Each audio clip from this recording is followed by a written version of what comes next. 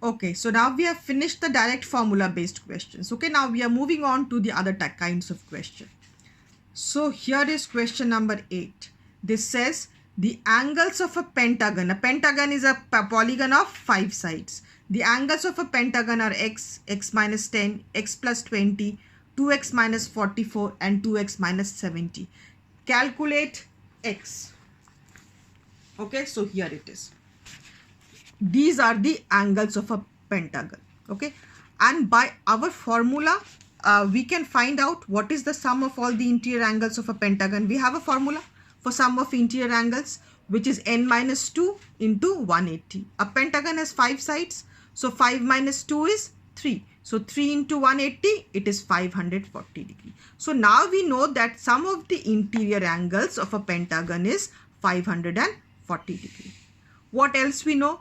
We know that these are the angles, so they should also be equal to the sum of all the interior angles. So here it is. According to the problem, x plus x minus 10 plus x plus 20 plus 2x minus 44 plus 2x minus 70, they should be equal to 540, because this is also the sum of interior angles, and these, if I add up, this should also give me the sum of the interior angles. So I should be equating them. Okay, then you just solve. This is coming out to be, how many x's are there? There are 7x. This is coming out to be minus 104 is equal to 540. Then 7x is coming out to be equal to 540 plus 104. That is 644. So x is coming out to be equal to 92. The question was find x. Alright. Okay. The next question we have taken up is question number 10. Alternately I am doing. In a quadrilateral ABCD, AB is parallel to DC. Here is your, okay. In a quadrilateral ABCD, AB is parallel. These two are parallel. Okay. AB is parallel to DC. Then you have, if angle A is to angle D is equal to 2:3.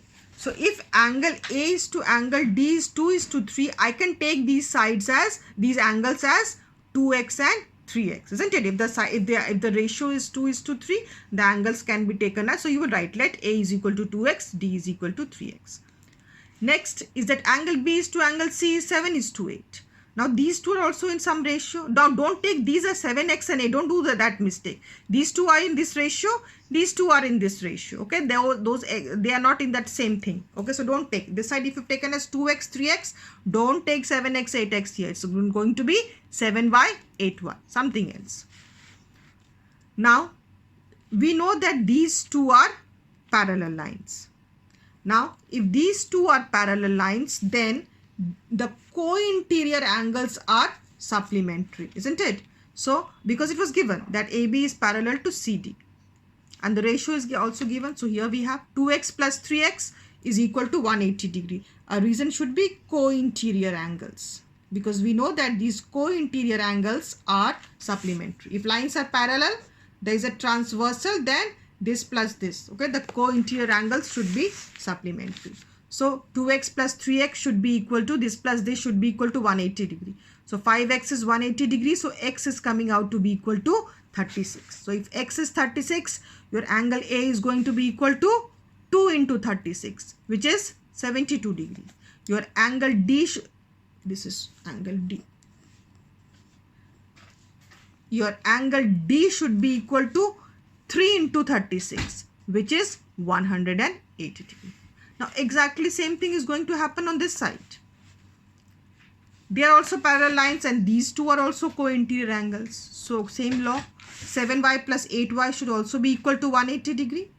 Or from here we can say that 15y is 180 degree, or we can say that y is equal to 12. If y is equal to 12, then angle B is 7 into 12, 84 degree, and angle C is 8 into 12 is equal to 96 degree. Okay, so that is question number 10 to be done.